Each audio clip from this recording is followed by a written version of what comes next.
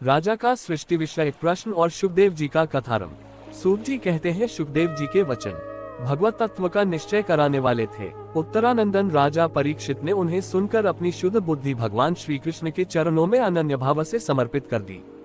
1. शरीर, पत्नी, पुत्र, महल, पशु, धन, भाई बंधु और निष्कंटक राज्य में नित्य के अभ्यास के कारण उनकी दृढ़ ममता हो गई थी।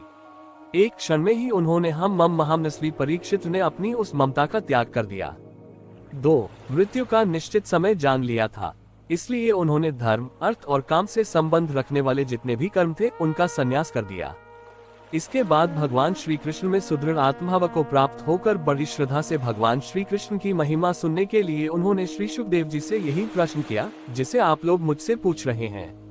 3-4 परीक्षित ने पूछा, भगवत स्वरूप मुनिवर, आप परम पवित्र और सर्वज्ञ हैं। आपने जो कुछ कहा है वह सत्य एवं उचित है। आप जो जो की कथा कहते जा रहे हैं त्यों त्यों मेरे अज्ञान का पर्दा फटता जा रहा है। 5. मैं आपसे फिर भी यह जानना चाहता हूँ कि भगवान अपनी माया से इस संसार की सृष्टि कैसे करते हैं। इस संसार की रचना तो इतनी रहस्यमयी है कि ब्रह्मादि समर्थ लोकपाल भी इसके समझने में भूल कर बैठते हैं। 6. भगवान कैसे इस विश्व की रक्षा और फिर संहार करते हैं। अनंत शक्ति परमात्मा किन किन शक्तियों का आश्रय लेकर अपने आप को ही खिलौने बनाकर खेलते हैं। वे बच्चों के बनाए हुए घरौंदों की तरह ब्रह्मांडों को कैसे बनाते हैं और फिर किस प्रकार बात की बातों में मिटा देते हैं।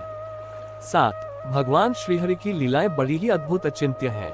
इसमें संदेह नहीं कि बड़े बड़े विद्वानों के लिए भी उनकी लीला का रहस्य समझना अत्यंत कठिन प्रतीत होता है। 8. भगवान तो अकेले ही हैं। वे बहुत से कर्म करने के लिए पुरुष रूप से प्रकृति के विभिन्न गुणों को एक साथ ही धारण करते हैं अथवा अनेकों अवतार ग्रहण करके उन्हें क्रमशः धारण करते हैं। 9. मुनिवर, आप वेद और ब्रह्म तत्व दोनों के पूर्ण मर्मज्ञ हैं, इसलिए मेरे इस संदेह का निवारण कीजिए। 10. सूत जी कहते हैं, जब राजा परीक्षित ने भगवान के गुणों का वर्णन करने के लिए उनसे इस प्रकार प्रार्थना की, तब श्री सुखदेव जी ने भगवान श्री कृष्ण का बार बार स्मरण करके अपना प्रवचन प्रारंभ किया। 11. श्री सुखदेव जी ने कहा, उन पुरुषोत्तम के चरण कमलों में मेरे कोटि कोटि प्रणाम है, जो संसार की उत्पत्ति, स्थिति और प्रलय की लीला करने के लिए सत्व, रज तथा तमोगुण रूप 3 शक्तियों को स्वीकार कर ब्रह्मा, विष्णु और शंकर का रूप धारण करते हैं, जो समस्त चर अचर प्राणियों के हृदय में अंतर्यामी रूप से विराजमान है, जिनका स्वरूप और उसकी उपलब्धि का मार्ग बुद्धि के विषय नहीं है, जो स्वयं अनंत है तथा जिनकी महिमा भी अनंत है। 12.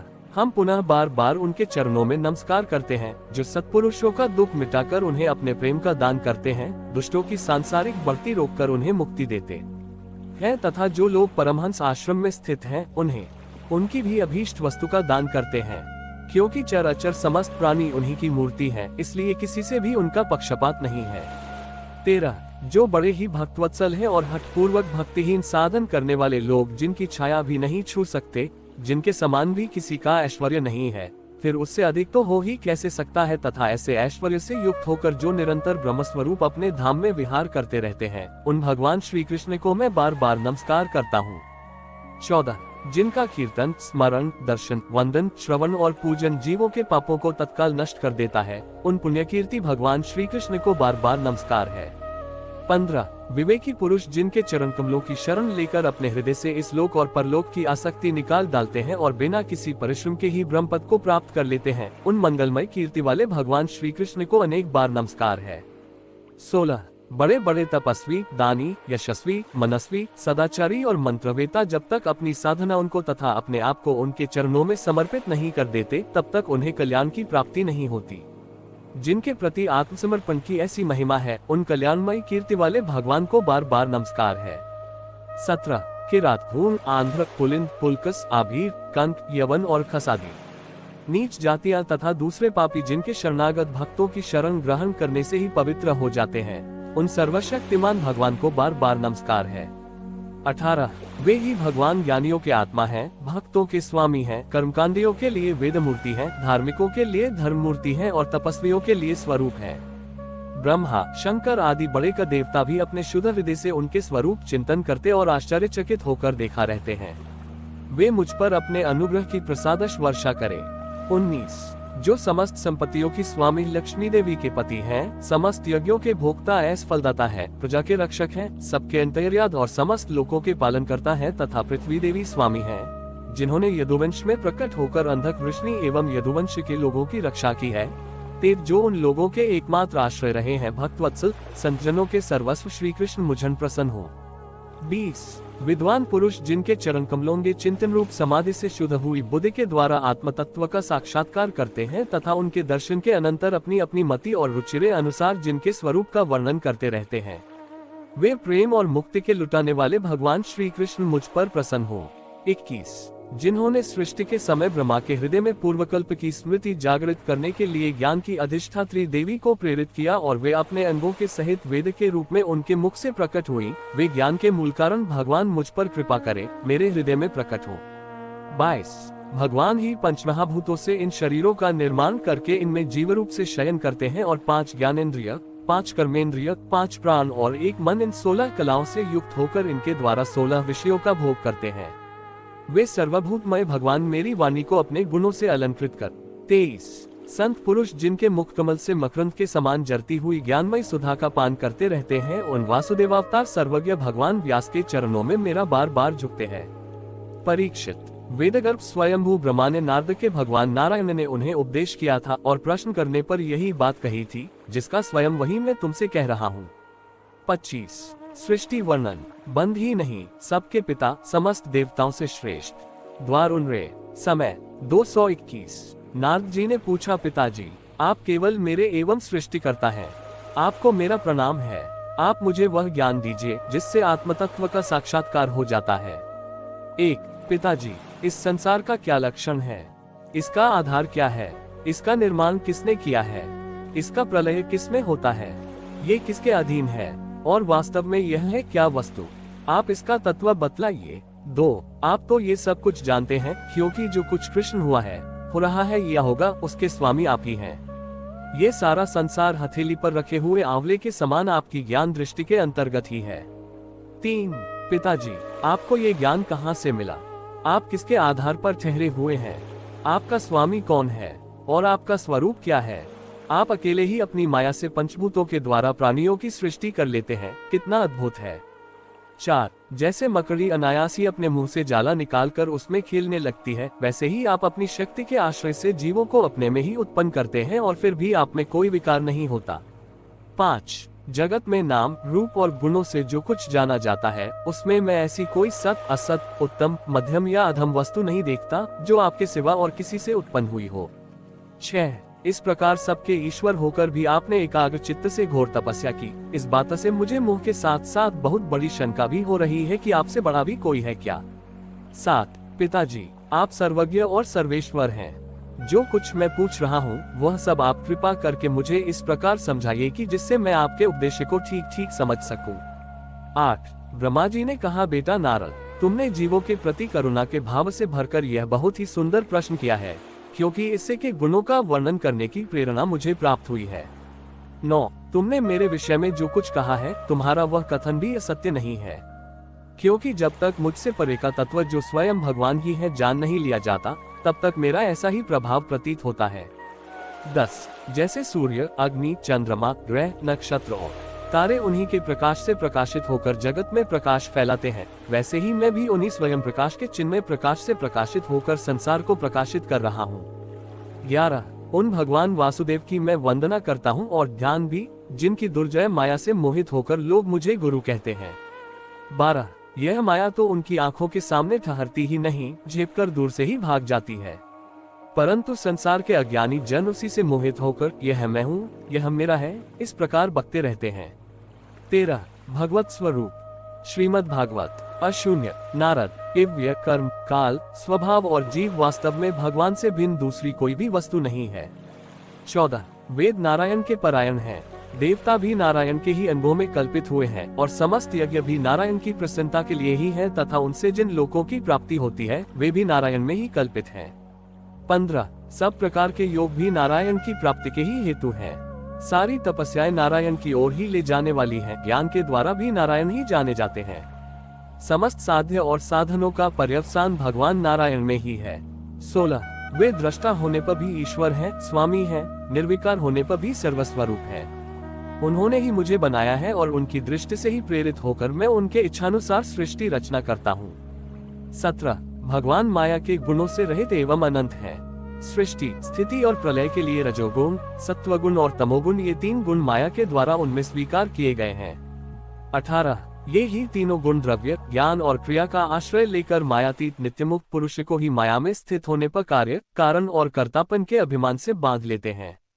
19 नारद, इंद्रियातीत भगवान गुणों के इन 3 आवरणों से अपने स्वरूप को भलीभांति ढक लेते हैं, इसलिए लोग उनको नहीं जान पाते।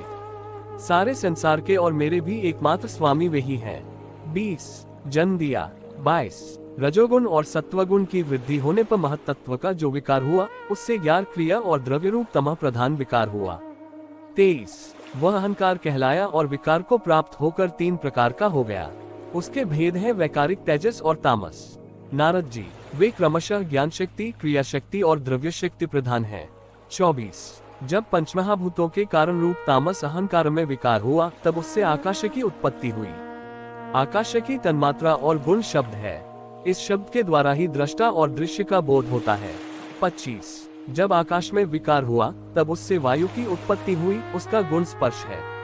अपने कारण का गुण आ जाने से ये शब्द वाला भी है। इंद्रियों में स्फूर्ति, शरीर में जीवनी शक्ति, ओज और बल इसी के रूप है।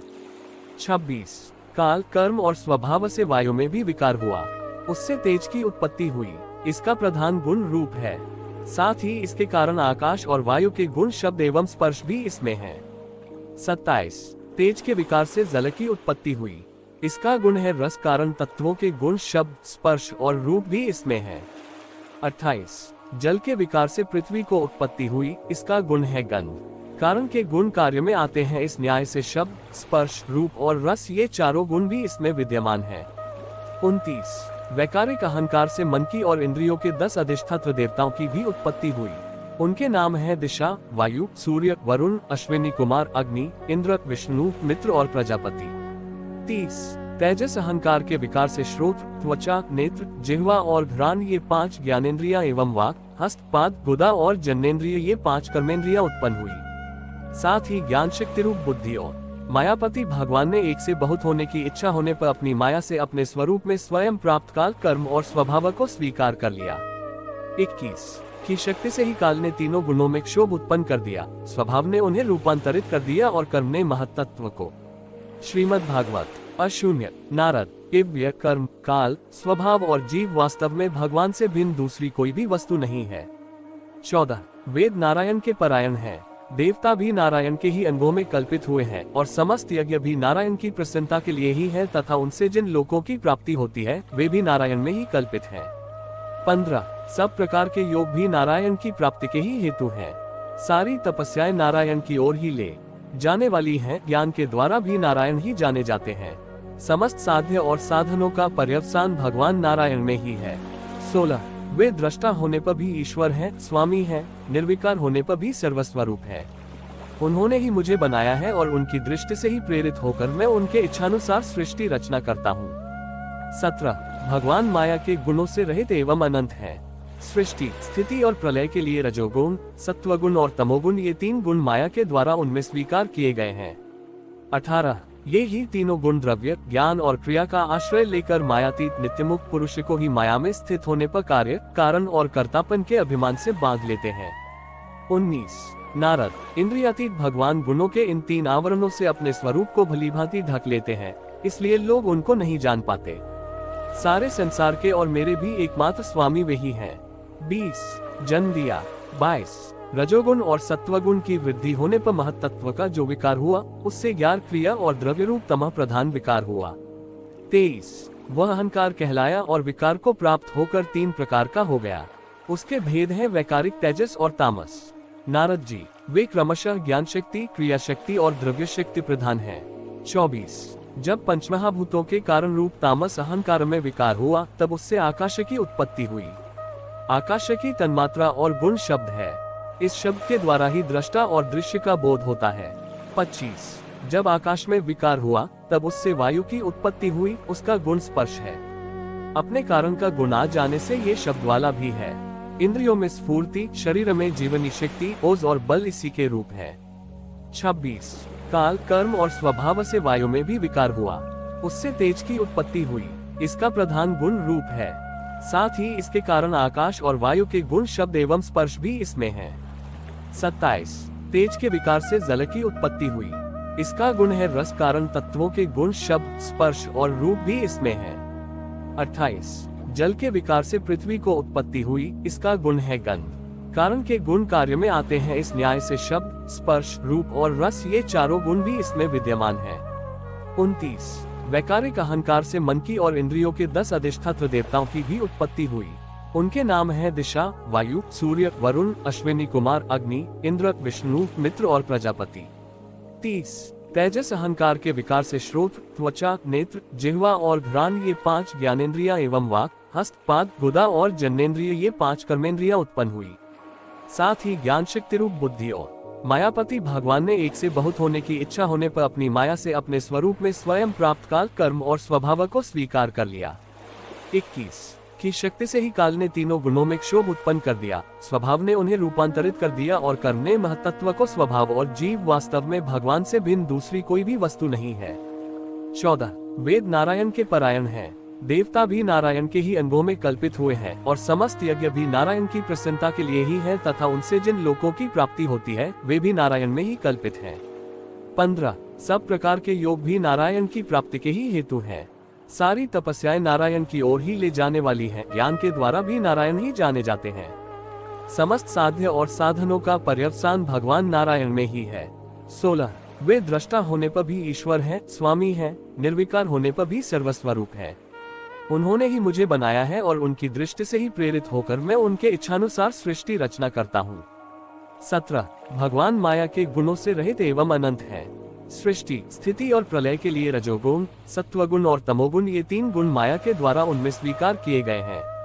18 ये ही तीनों गुण द्रव्य, ज्ञान और क्रिया का आश्रय लेकर मायातीत नित्यमुक्त पुरुष को ही माया में स्थित होने पर कार्य, कारण और कर्तापन के अभिमान से बांध लेते हैं। रजोगुण और सत्वगुण की वृद्धि होने पर महतत्व का जो विकार हुआ उससे ज्ञान, क्रिया और द्रव्य रूप तमः प्रधान विकार हुआ। 23 वह अहंकार कहलाया और विकार को प्राप्त होकर 3 प्रकार का हो गया। उसके भेद है वैकारिक, तेजस और तामस। नारद जी वे क्रमशः ज्ञान शक्ति, क्रिया शक्ति और द्रव्य शक्ति प्रधान है। 24 जब पंचमहाभूतों के कारण रूप तामस अहंकार में विकार हुआ तब उससे आकाश की उत्पत्ति हुई। आकाश की तन्मात्रा और गुण शब्द है। इस शब्द के द्वारा ही दृष्टा और दृश्य का बोध होता है। 25 जब आकाश में विकार हुआ तब उससे वायु की उत्पत्ति हुई। उसका गुण स्पर्श है। अपने कारण का गुण आ जाने से ये शब्द वाला भी है। इंद्रियों में स्फूर्ति, शरीर में जीवनी शक्ति, ओज और बल इसी के रूप है। 26 काल, कर्म और स्वभाव से वायु में भी विकार हुआ। उससे तेज की उत्पत्ति हुई। इसका प्रधान गुण रूप है। साथ ही इसके कारण आकाश और वायु के गुण शब्द एवं स्पर्श भी इसमें है। 27 तेज के विकार से जल की उत्पत्ति हुई। इसका गुण है रस, कारण तत्वों के गुण शब्द स्पर्श और रूप भी इसमें है। 28 जल के विकार से पृथ्वी को उत्पत्ति हुई। इसका गुण है गंध, कारण के गुण कार्य में आते हैं। इस न्याय से शब्द, स्पर्श, रूप और रस ये चारों गुण भी इसमें विद्यमान है। 29 वैकारिक अहंकार से मन की और इंद्रियों के 10 अधिष्ठात्र देवताओं की भी उत्पत्ति हुई। उनके नाम है दिशा, वायु, सूर्य, वरुण, अश्विनी कुमार, अग्नि, इंद्र, विष्णु, मित्र और प्रजापति। 30 तेजस अहंकार के विकार से श्रोत्र, त्वचा, नेत्र, जिह्वा और घ्राण ये 5 ज्ञानेंद्रिया एवं वाक, हस्त, पाद, गुदा और जन्नेन्द्रिय ये 5 कर्मेंद्रिया उत्पन्न हुई। साथ ही ज्ञान शक्ति रूप बुद्धि की चोट, क्रिया शक्ति रूप प्राण भी तेजस अहंकार से ही उत्पन्न हुए। 31 श्रेष्ठ ब्रह्मविद जिस समय ये पंचभूत, तहोका, इंद्रिय, मन और सत्व आदि तीनों गुण परस्पर कारिक संगठित नहीं थे तब अपने रहने के लिए भोगों के साधन रूप शरीर की रचना नहीं कर सके।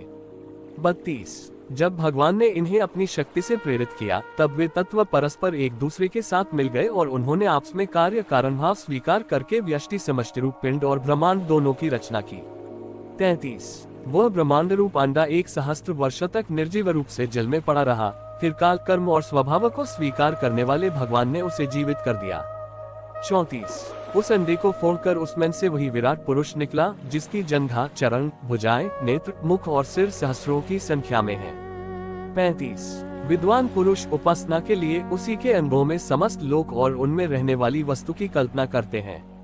उसकी कमर से नीचे के अंगों में 7 पाताल की और उसके पेट से ऊपर के अंगों में ब्राह्मण इस विराट पुरुष का मुख है। भुजाएं क्षत्रिय सातों स्वर्ग की कल्पना की जाती है।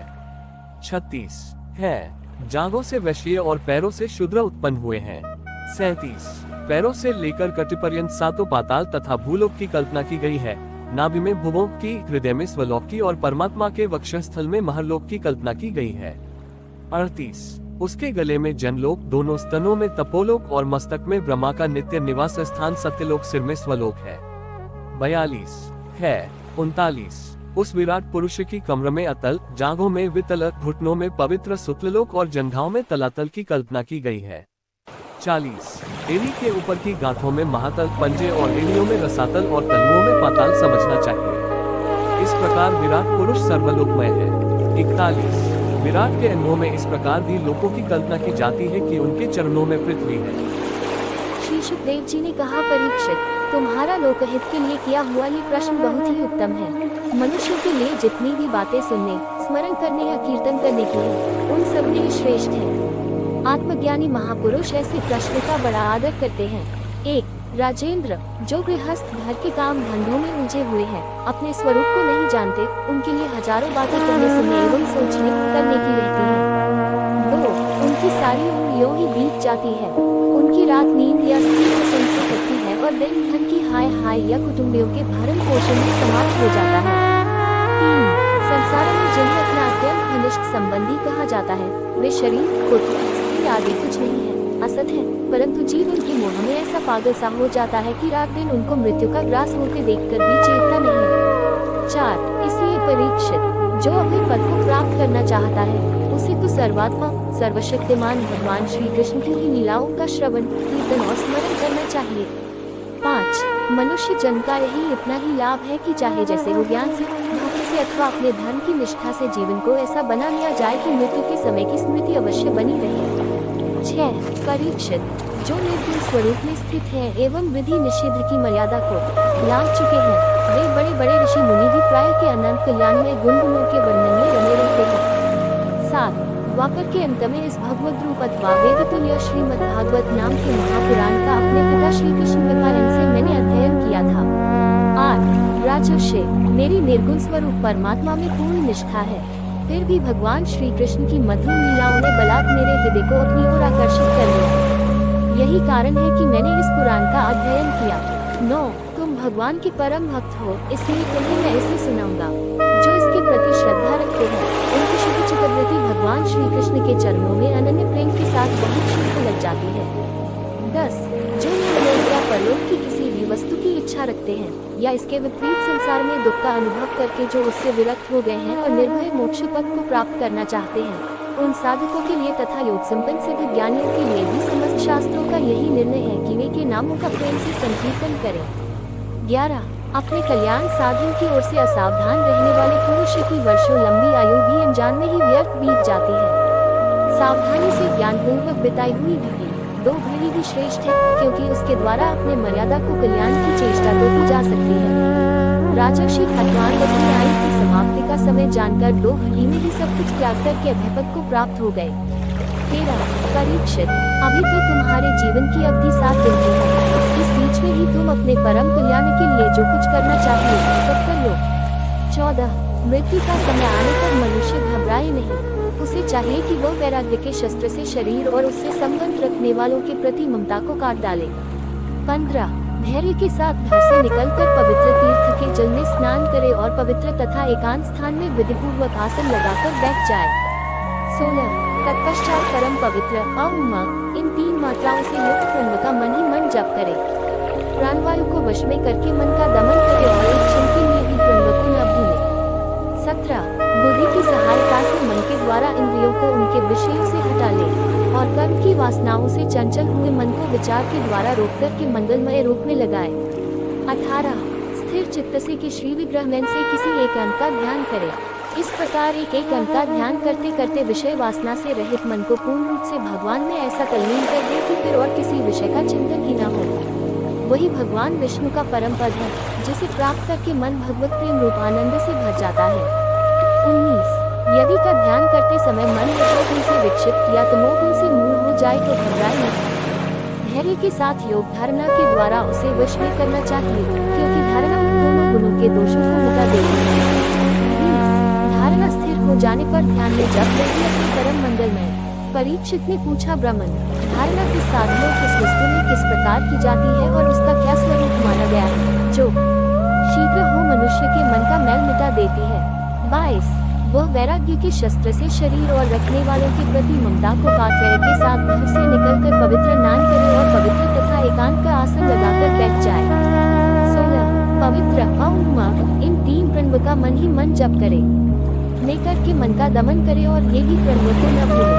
17 बसे मन के द्वारा इंद्रियों को उनके ले और कर्म की वासनाओं से विचार के द्वारा रोक करके लगाए। 18 स्थिर चित्त से विलयन से किसी एक अंक का ध्यान करते सलाह से रहित मन को पूर्ण रूप से तल्लीन कर दे कि फिर और चिंतन ही न हो। वही भगवान इक्वल्स है, जिसे प्राप्त करके मन आनंद से भर जाता है। 19 यदि करते समय मन रजोगुण से गुण से मूल हो जाए तो घबराए योग धारणा के द्वारा उसे वश में, क्योंकि धारणा उस दोनों गुणों की है। 20 धारणा स्थिर होकर योगी अपने परम मंगलमय को देखता है, तब उसे तुरंत भक्ति योग की प्राप्ति हो जाती है। श्री सुखदेव जी ने कहा, परीक्षित, आसन, श्वास, आसक्ति और इंद्रियों को विजय प्राप्त करके फिर बुद्धि के द्वारा मन को स्थूल रूप में लगाना चाहिए। 23 ये कार्य रूप संपूर्ण विश्व जो कुछ कभी था है या होगा, सबका सब जिसमें दीख पड़ता है वही का स्थूल से स्थूल और विराट शरीर है। 24 जल, अग्नि, वायु, आकाश, अहंकार, महतत्व और प्रकृति इन 7 आवरणों से घिरे हुए इस ब्रह्मांड शरीर में जो विराट पुरुष भगवान है, वे ही धारणा के आश्रय हैं, उन्हीं की धारणा की जाती है। 25 तत्वज्ञ पुरुष उनका इस प्रकार वर्णन करते हैं, पाताल विराट पुरुष के तलवे हैं, उनकी इलियां और पंजे रसातल हैं, दोनों गोल पीढ़ी के ऊपर की गांठें महातल हैं, उनके पैर के पिंडे तलातल हैं। 26 विष्णुमूर्ति भगवान के दोनों घुटने सुतल हैं, जांघें वितल और अतल हैं, पेट भूतल है और परीक्षित उनके नाभिरूप सरोवर को ही आकाश कहते हैं। 27 आदि पुरुष परमात्मा की छाती को स्वर्गलोक, गले को महरलोक, मुख को जनलोक और ललाट को तपोलोक कहते हैं। उन सहस्त्र सिर वाले का मस्तक समूह ही सत्यलोक है। 28 इंद्रादि देवता उनकी भुजाएं हैं, दिशाएं कान और शब्द श्रवणेन्द्रिय हैं, दोनों अश्विनी कुमार उनकी नासिका के छिद्र हैं, गंध प्राणेन्द्रिय है और पृथ्वी की आग उनका और दिन है, उनका भूविलास ब्रह्मलोक है। तालमुख है। 29 भगवान विष्णु के नेत्र अंतरिक्ष है, उनमें देखने की शक्ति सूर्य है, दोनों पल के रात। अशून्य 2 जल है और जिह्वा रस। 30 ब्रह्मरंध्र कहते हैं और यम स्नेह दांत है और उनकी मुस्कान कहते हैं। माया का कटाक्ष विक्षेप है होठ और लोभ नीचे का अधर्म पीठ है। प्रजापति मित्रा वरुण अंकुश है, बड़े बड़े पर्वत उनकी है, विष्णु विराट पुरुष वृक्ष रोम है, परम प्रबल उनकी चाल है और गुणों ही उनका कर्म है। 33 उनके केश मानते हैं, स है महात्माओं ने अव्यक्त उनका हृदय बतलाया, खजाना उनका मन, चंद्र महत्त्व को सर्वात्मा भाव और रुद्र उनके अहंग, खच्चर, ऊंट और हाथ रहने वाले सारे मृगौन। श्री सुखदेव जी का ब्रह्मा जी ने इसी धारणा के वह सृष्टि विषय दृष्टि अमोघ और बुद्धि कबजल है और जिह्वा रस। 30 वेदों को भगवान का ब्रह्मरंध्र कहते हैं और यम को दाने, सब प्रकार के स्नेह दान है और उनकी जगन्मोहिनी माया को ही उनकी मुस्कान कहते हैं। यह अनंत सृष्टि उसी माया का कटाक्ष विक्षेप है। 31 लज्जा ऊपर का होठ और लोभ नीचे का होठ है, धर्म स्तन और अधर्म पीठ है, प्रजापति उनके मूत्रेंद्रिय है, मित्रावरुण अंकोश है, समुद्र कोप है और बड़े बड़े पर्वत उनकी हड्डियां हैं। 32 राजन विष्णुमूर्ति विराट पुरुष की नाड़ियां नदियां हैं, वृक्ष रोम है, परम प्रबल वायु श्वास है, काल उनकी चाल है और गुणों का चक्कर चलाते रहना ही उनका कर्म है। 33 परीक्षित बादलों को उनके केश मानते हैं, संध्या उन अनंत का वस्त्र है, महात्माओं ने अव्यक्त मूल प्रकृति को ही उनका हृदय बतलाया है और सब विकारों का खजाना उनका मन चंद्रमा कहा गया है। 34 महत्त्व को सर्वात्मा भगवान का चित्त कहते हैं और रुद्र उनके अहंकार कहे गए हैं। घोड़े, खच्चर, ऊंट और हाथी उनके नख हैं, वन में रहने वाले सारे मृग और पशु उनके कटी प्रदेश में स्थित है, तरह तरह के पक्षी उनके अद्भुत रचना कौशल है, स्वयंभू मनु उनकी बुद्धि है और मनु की संतान मनुष्य उनके निवास स्थान है। गंधर्व, विद्याधर, चारण और अप्सराएं उनके शतजाति स्वरों की स्मृति है, दैत्य उनके वीर्य हैं। 36 ब्राह्मण मुख, क्षत्रिय भुजाएं, वैश्य जंघाएं और शूद्र विराट पुरुष के चरण हैं। विविध देवताओं के नाम से जो बड़े बड़े बड़े द्रव्यमय यज्ञ किए जाते हैं, वे उनके कर्म हैं। 37 परीक्षित, विराट भगवान के स्थूल शरीर का यही स्वरूप है, सो मैंने तुझे सुना दिया। इसी में मुमुक्षु पुरुष बुद्धि के द्वारा मन को स्थिर करते हैं, क्योंकि इससे भिन्न और कोई वस्तु नहीं है। 38 जैसे स्वप्न देखने वाला स्वप्नावस्था में अपने आप को भी विविध पदार्थों के रूप में देखता है, वैसे ही सबकी बुद्धि वृत्तियों के द्वारा सब कुछ अनुभव करने वाला सर्वांतर्यामी परमात्मा भी एक ही है। उन सत्य स्वरूप आनंद में भी भगवान का ही भजन करना चाहिए, अन्य किसी भी वस्तु में आसक्ति नहीं करनी चाहिए, क्योंकि यह आसक्ति जीव के अधःपतन का हेतु है। श्री सुखदेव जी कहते हैं, सृष्टि के प्रारंभ में ब्रह्मा जी ने इसी धारणा के द्वारा प्रसन्न हुए भगवान से वह सृष्टि विषय स्मृति प्राप्त की, जो पहले प्रलय काल में विलुप्त हो गई थी। इससे उनकी दृष्टि अमोघ और बुद्धि निश्चयात्मिका हो गई। तब उन्होंने इसको वैसे ही रचा जैसा कि यह प्रलय के पहले था। वेदों की वर्णन शैली ही इस प्रकार की है कि लोगों की बुद्धि स्वर्ग आदि निरर्थक नामों के फेर में फंस जाती है। जीव वहाँ सुख की वासना से स्वप्न सा देखता हुआ भटकने लगता है, किंतु उन मायामय लोकों में कहीं भी उससे सच्चे सुख की प्राप्ति नहीं होती। 2 इसलिए विद्वान पुरुष को चाहिए कि वह विविध नाम वाले पदार्थों से उतना ही व्यवहार करे जितना प्रयोजनीय हो। अपनी बुद्धि को उनकी निस्सारता के निश्चय से परिपूर्ण रखे और एक क्षण के लिए भी असावधान न हो।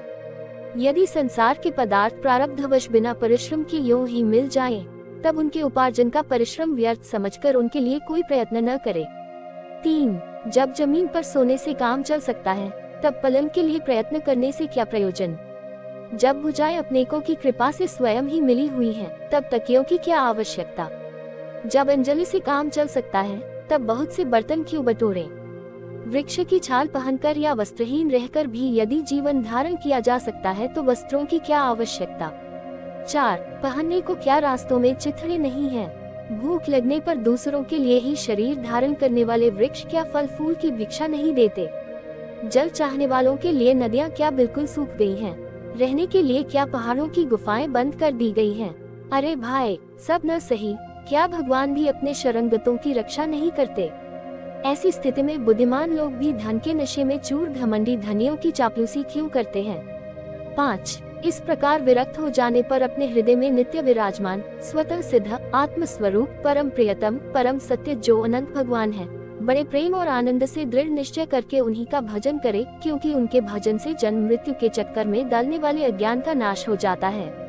6 पशुओं की बात तो अलग है, परंतु मनुष्यों में भला ऐसा कौन है जो लोगों को इस संसार रूप वैतरणी नदी में गिरकर अपने कर्मजन्य दुखों को भोगते हुए देखकर भी का मंगलमय चिंतन नहीं करेगा। कोई साधक अपने शरीर के भीतर हृदयाकाश में विराजमान के प्रादेश मात्र स्वरूप की धारणा करते हैं। वे ऐसा ध्यान करते हैं कि 4 भुजाओं में शंख चक्र गदा और पद्म है। 8 उनके मुख पर प्रसन्नता झलक रही है। कमल के समान विशाल और कोमल नेत्र हैं। कदम के पुष्प की केसर के समान पीला वस्त्र धारण किए हुए हैं। भुजाओं में श्रेष्ठ रत्नों से जड़े हुए सोने के बाजूबंद शोभायमान हैं। सिर पर बड़ा ही सुंदर मुकुट और कानों में कुंडल हैं, जिनमें जड़े हुए बहुमूल्य रत्न जगमगा रहे हैं। 9 उनके चरण कमल योगेश्वरों के खिले हुए हृदय कमल को कर्णिका पर विराजित हैं। उनके हृदय पर श्रीवत्स का चिन्ह एक सुनहरी रेखा है। गले में कौस्तुभ मणि लटक रही है। वक्षस्थल कभी न कुम्हलाने वाली वनमाला से घिरा हुआ है।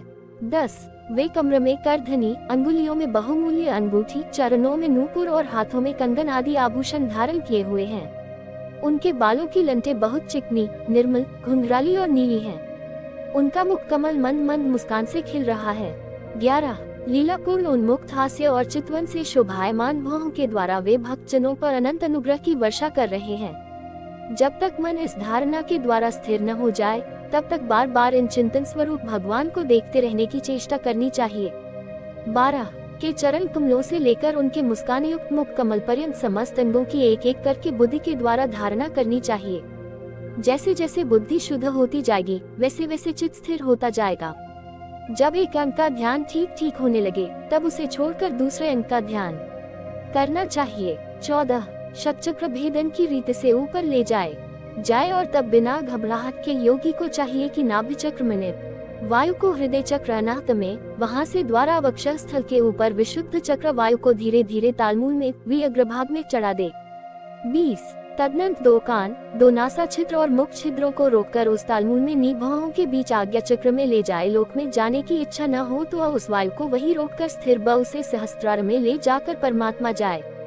इसके बाद ब्रह्मरंध्र का भेदन इंद्रियादि को छोड़ दे। 21 परीक्षित, जब योगी पुरुष इस मनुष्य लोक को छोड़ना चाहे तब देश और काल में मन को न लगाए। सुखपूर्वक स्थिर आसन से बैठकर प्राणों को जीतकर मन से इंद्रियों का संयम करे।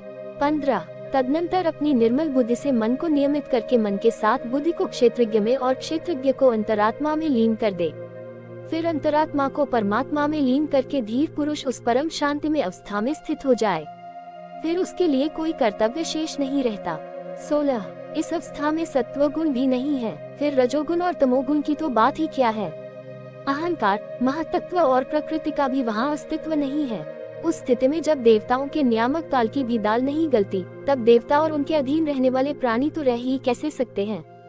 17 योगी लोग यह नहीं इस प्रकार परमात्मा से भिन्न पदार्थों का त्याग करना चाहते हैं और शरीर तथा उसके संबंधी पदार्थों में आत्मबुद्धि का त्याग करके हृदय के द्वारा पद पद पर के जिस परम पूज्य स्वरूप का आलिंगन करते हुए अनन्य प्रेम से परिपूर्ण रहते हैं वही भगवान विष्णु का परम पद है। इस विषय में समस्त शास्त्रों की सम्मति है। 18 परीक्षित, यदि योगी की इच्छ ब्रह्मलोक में जाऊं, 8 सिद्धियां आकाशचारी सिद्धों के साथ विहार त्रिगुणमय ब्रह्मांड के किसी भी प्रवेश करूं तो उसे मन और इंद्रियों को शरीर से निकलना चाहिए। 22 योग वायु की भांति सूक्ष्म होता है। उपायोग और ज्ञान का सेवन करने व त्रिलोकी के बाहर और भीतर सर्वत्र विचरण करने का अधिकार होता है। द्वारा इस प्रकार बेरोक टोक विन सकता। 23 परीक्षित, योगी जब सुषुम्ना के द्वारा जब ब्रह्मलोक के लिए है तब पहले वह आकाशमार्ग से आई है, वहाँ उसके बचे खुचे मल भी, इसके बाद वह वहाँ से ऊपर भर शिशुमार नामक ज्योतिर्मय चक्र पर भगवान विष्णु का ये शिशुमार चक्र ब्रह्मांड का केंद्र है। उसका अतिक्रमण ज्ञान दृष्टि के बल से जिसके चित्त की वासना नष्ट हो गई है उस ब्रह्मनिष्ठ योगी को इस प्रकार अपने शरीर का त्याग करना चाहिए। का पहले एड़ी से अपनी गुदा को दबाकर जाए और तब बिना घबराहट के प्राणवायु को शतचक्र भेदन की रीति से ऊपर ले जाए।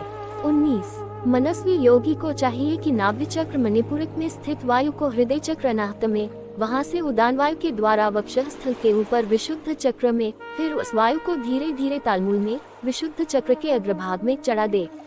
20 तदनंतर 2 आँख, 2 कान, 2 नासा छिद्र और मुख इन 7 छिद्रों को रोककर उस तालमूल में स्थित वायु को भौहों के बीच आज्ञा चक्र में ले जाए। यदि किसी लोक में जाने की इच्छा न हो तो आधी घड़ी तक उस वायु को वहीं रोककर स्थिर लक्ष्य के साथ उसे सहस्त्रार में ले जाकर परमात्मा में स्थित हो जाए। इसके बाद ब्रह्मरंध्र का भेदन करके शरीर इंद्रियादि को छोड़ दे। 21 परीक्षित, यदि योगी की इच्छा हो कि मैं ब्रह्मलोक में जाऊं, 8 सिद्धियां प्राप्त करके आकाशचारी सिद्धों के साथ विहार करूं अथवा त्रिगुणमय ब्रह्मांड के किसी भी प्रदेश में विचरण करूं, तो उसे मन और इंद्रियों को साथ ही लेकर शरीर से निकलना चाहिए। 22 योगियों का शरीर वायु की भांति सूक्ष्म होता है। उपासना, तपस्या, योग और ज्ञान का सेवन करने वाले योगियों को त्रिलोकी के बाहर और भीतर सर्वत्र स्वच्छंद रूप से विचरण करने का अधिकार होता है। केवल कर्मों के द्वारा इस प्रकार बेरोक टोक विचरना नहीं हो सकता।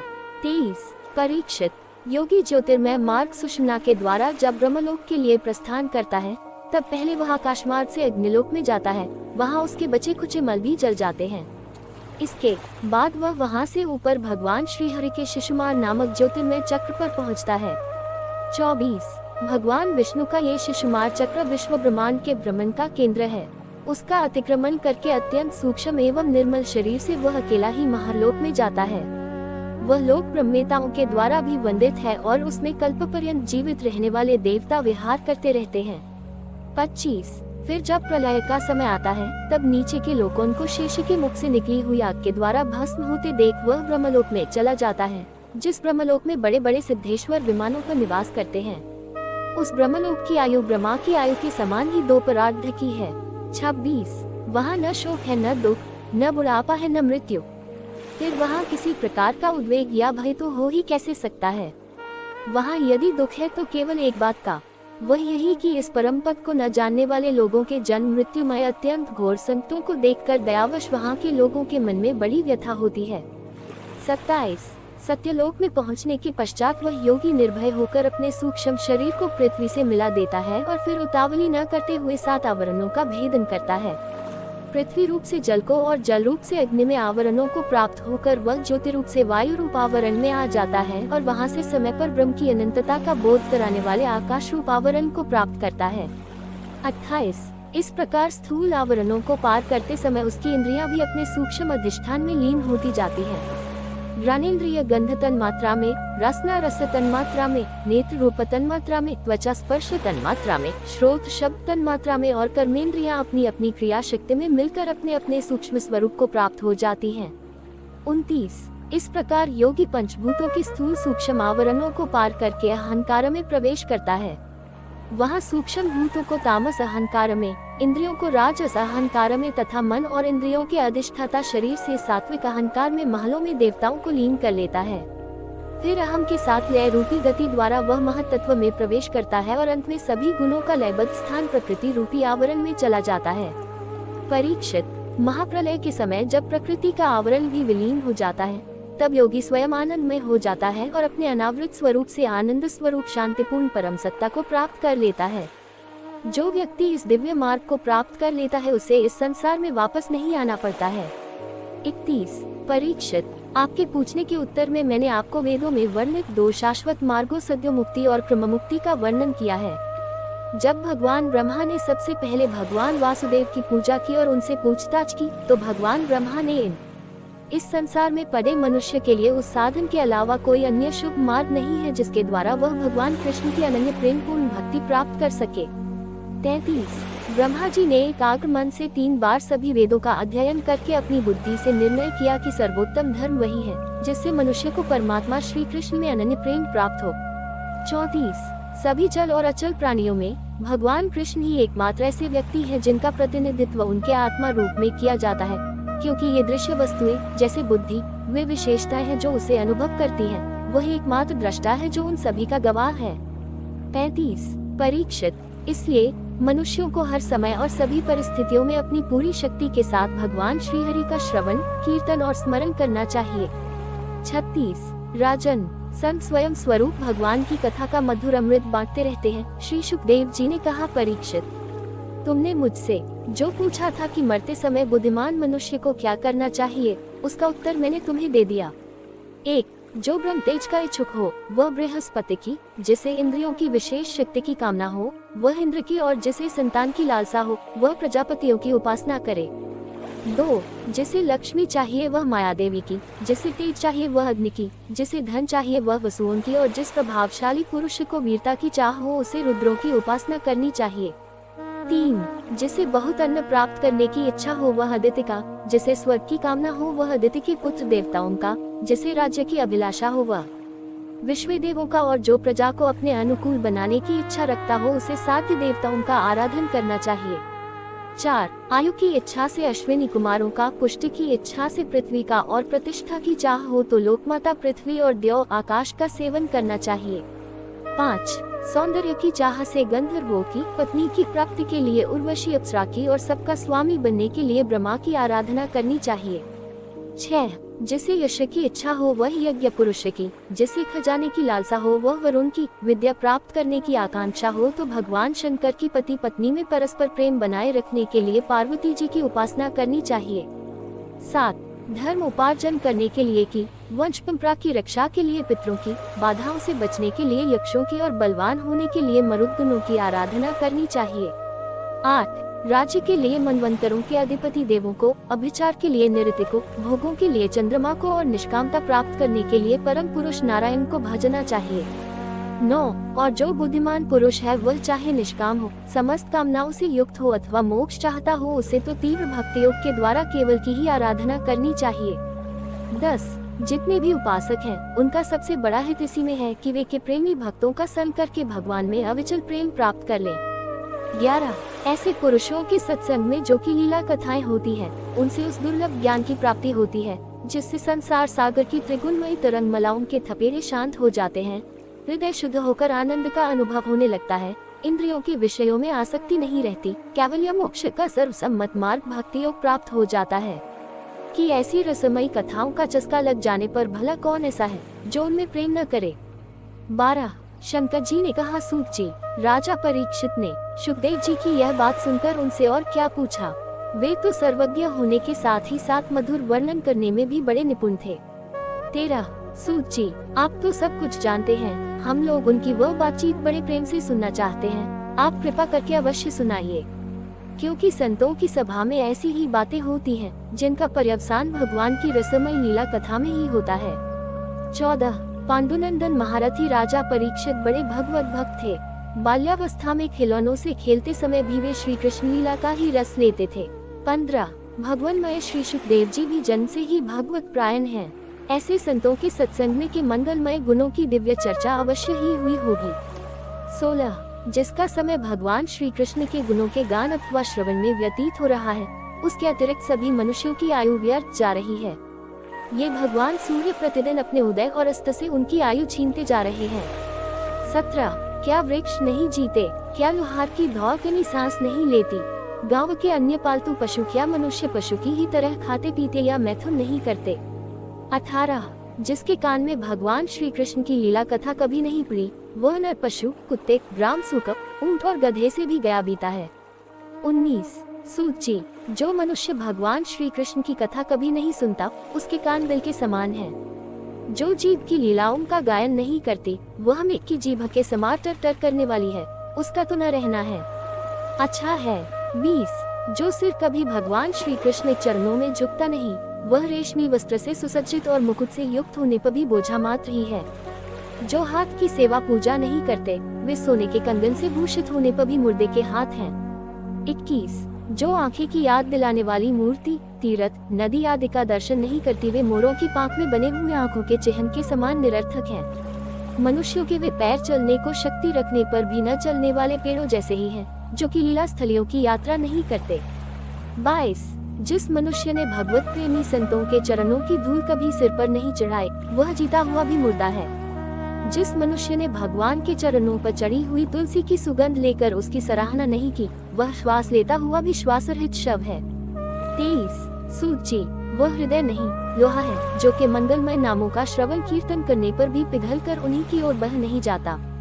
जिस समय हृदय पिघल जाता है, उस समय नेत्रों में आंसू छलकने लगते हैं और शरीर का रोम रोम खिल उठता है। 24 प्रिय सूत जी, आपकी वाणी हमारे हृदय को मधुरता से भर देती है, इसलिए कि परम भक्त आत्मविद्या विशारद श्री सुखदेव जी ने परीक्षित के सुंदर प्रश्न करने पर जो कुछ कहा, वह संवाद आप कृपा करके हम लोगों को सुनाइए। 25 एल होते ही उसका मन उलझनों में पड़ जाता। वह अक्सर सोचता, मैं कौन हूँ, मैं यहाँ क्यों हूँ, क्या जीवन केवल खाना, काम करना और सोना है। गांव के बुजुर्ग उसे समझाते, ये सब बेकार की सोच है, तुम्हें अपनी जिम्मेदारियों पर ध्यान देना चाहिए। लेकिन अर्पण के मन को संतोष नहीं होता। भाग 2 एक साधु बाबा का आगमन। एक दिन गांव के पास एक साधु बाबा का आगमन हुआ। वे बहुत प्रसिद्ध थे और उनके बारे में कहा जाता था कि वे हर सवाल का जवाब जानते हैं। लोग दूर दूर से उनके पास अपनी समस्याओं का समाधान पाने आते थे। अर्पण ने सोचा, शायद साधु बाबा मुझे मेरी जिंदगी का असली उद्देश्य बता सके। अगली सुबह वो साधु बाबा से मिलने गया। बाबा एक बड़े पेड़ के नीचे ध्यान में बैठे थे। उनकी आंखें शांत और गहरी थीं, मानो वे पूरे ब्रह्मांड का ज्ञान समेटे हुए हों। अर्पण ने झुककर प्रणाम किया और कहा, बाबा, मैं बहुत उलझन में हूँ, मुझे समझ नहीं आता कि जीवन का असली उद्देश्य क्या है, कृपया मुझे मार्गदर्शन दीजिए। साधु बाबा ने अपनी आंखें खोली और मुस्कुराते हुए कहा, पुत्र, तुम जो खोज रहे हो वह तुम्हारे भीतर ही है, लेकिन उसे समझने के लिए तुम्हें खुद को तैयार करना होगा। भाग 3 सवाल। साधु बाबा ने अर्पण से कहा, पहले तुम मेरे 3 सवालों का जवाब दो। अगर तुम इनका उत्तर ढूंढ लोगे तो तुम्हें जीवन का उद्देश्य भी समझ में आ जाएगा। अर्पण ने उत्सुकता से पूछा, बाबा, वे 3 सवाल क्या हैं? साधु बाबा ने कहा, 1 सबसे महत्वपूर्ण समय कौन सा है, 2 सबसे महत्वपूर्ण व्यक्ति कौन है, 3 सबसे महत्वपूर्ण कार्य क्या है। अर्पण ने सोचा कि यह सवाल आसान होंगे, लेकिन जब उसने गहराई से सोचना शुरू किया तो वह उलझन में पड़ गया। भाग 4 जीवन यात्रा की शुरुआत। साधु बाबा ने अर्पण से कहा, इन सवालों के उत्तर पाने के लिए तुम्हें एक यात्रा करनी होगी। इस यात्रा में तुम्हें 3 जगहों पर जाना होगा। हर जगह तुम्हें एक सबक मिलेगा। जब तुम वापस आओगे तो इन सवालों का उत्तर तुम्हारे पास होगा। अर्पण ने अपनी यात्रा शुरू की। पहली जगह, जंगल का बुजुर्ग व्यक्ति। पहली जगह एक घना जंगल था। वहाँ उसने एक बुजुर्ग व्यक्ति को देखा जो लकड़ियाँ काट रहा था। वह बहुत बूढ़ा था और उसके शरीर में ताकत भी कम थी। अर्पण ने उससे पूछा, बाबा, आप इतनी मेहनत क्यों कर रहे हैं? आपके पास आराम करने का समय क्यों नहीं है? बुजुर्ग ने कहा, पुत्र, मैं ये काम अपने पोते पोतियों के लिए कर रहा हूँ। उन्हें सर्दियों में इन लकड़ियों की जरूरत पड़ेगी। मुझे नहीं पता कि कल मैं जीवित रहूंगा या नहीं, लेकिन आज का काम मैं जरूर पूरा करना चाहता हूँ। अर्पण ने सोचा, शायद सबसे महत्वपूर्ण समय आज है। दूसरी जगह, गांव की महिला। दूसरी जगह एक गांव था। वहां उसने एक महिला को देखा जो एक बीमार व्यक्ति की देखभाल कर रही थी। वह खुद भी कमजोर थी, लेकिन अपनी सारी ऊर्जा उस व्यक्ति की सेवा में लगा रही थी। अर्पण ने उससे पूछा, तुम इतना कष्ट क्यों उठा रही हो? तुम्हें खुद का भी ध्यान रखना चाहिए। महिला ने कहा, ये व्यक्ति मेरे लिए सबसे महत्वपूर्ण है, क्योंकि इस समय इसे मेरी जरूरत है। जब कोई हमारी मदद के लिए पुकारे तो वही व्यक्ति हमारे लिए सबसे महत्वपूर्ण होता है। अर्पण ने सोचा, शायद सबसे महत्वपूर्ण व्यक्ति वही है जो इस समय हमारे सामने हो। तीसरी जगह, किसान का खेत। तीसरी जगह एक खेत था। वहाँ एक किसान कड़ी धूप में फसल की देखभाल कर रहा था। अर्पण ने पूछा, तुम इतनी मेहनत क्यों कर रहे हो? क्या तुम्हें आराम की जरूरत नहीं है? किसान ने जवाब दिया, अगर मैं ये काम नहीं करूँगा तो मेरी फसल खराब हो जाएगी। सबसे महत्वपूर्ण काम वही है जिसे करना इस समय जरूरी हो। अर्पण ने सोचा, शायद सबसे महत्वपूर्ण कार्य वही है जो अभी हमारे सामने है। भाग 5, उत्तर की प्राप्ति। अर्पण अपनी यात्रा समाप्त करके साधु बाबा के पास लौटा। उसने बाबा को तीनों जगहों के बारे में बताया और कहा, बाबा, मैंने सीखा कि 1. सबसे महत्वपूर्ण समय वर्तमान है। 2. सबसे महत्वपूर्ण व्यक्ति वह है जो इस समय हमारे सामने है। 3. सबसे महत्वपूर्ण कार्य वह है जो इस समय किया जाना चाहिए। साधु बाबा मुस्कुराए और बोले, पुत्र, तुमने ठीक कहा। जब तक हम वर्तमान में जीने, सामने के व्यक्ति का आदर करने और अपने कर्तव्यों को पूरा करने का महत्व नहीं समझेंगे, तब तक जीवन का असली उद्देश्य नहीं समझ पाएंगे। भाग 6, अंततः ज्ञान की प्राप्ति। अर्पण ने साधु बाबा का आशीर्वाद लिया और अपने गांव लौट आया। उसने अपने जीवन में वर्तमान के महत्व को अपनाया और हर दिन अपने कर्तव्यों को खुशी से निभाने लगा। धीरे धीरे उसका असंतोष समाप्त हो गया और उसे जीवन का सच्चा सुख मिल गया। योजक चिन्ह, योजक चिन्ह, योजक चिन्ह।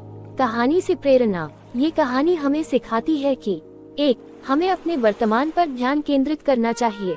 2. हमें उन लोगों का सम्मान करना चाहिए जो हमारे जीवन का हिस्सा हैं। 3. हमें अपने कर्तव्यों को समय पर पूरा करना चाहिए। जब हम इन 3 बातों को अपने जीवन में अपनाते हैं तो हमारा जीवन सरल और सुखद हो जाता है।